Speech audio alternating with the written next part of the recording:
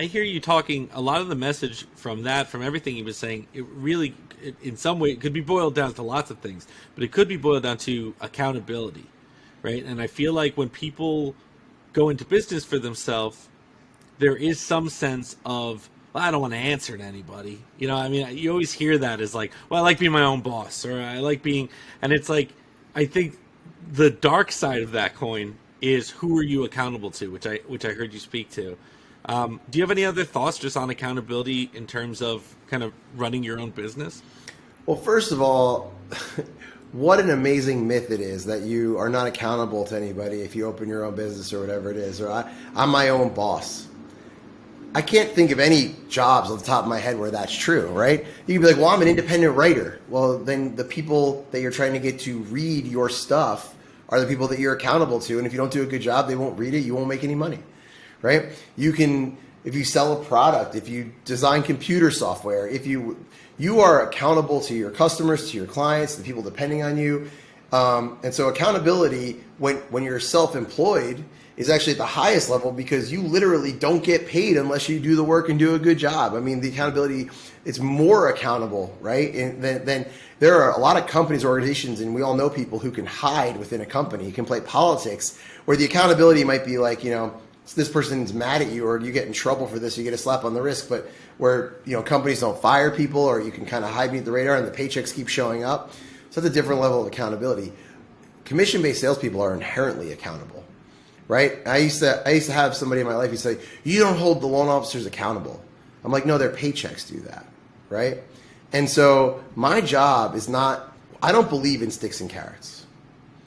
I'm not looking to motivate anybody either through pain or through pleasure. I'm looking for people who are intrinsically motivated, who want to do well. And then my job is to either present them with the tools to continue to improve or remove the obstacles that will get in their way. And that's my job, right? My job is not to motivate. I'm uninterested in working with people that need to be motivated. What I want are people who are intrinsically super motivated and want help. And that to me is really what we're all about here at Princeton and generally what is, I mean, if anybody who thinks they can motivate people is telling themselves a weird story in short order. Over a longer period of time, over any sort of real period of time, people are motivated or they're not. And if you beat them into it or you incentivize them into it, that only lasts for so long.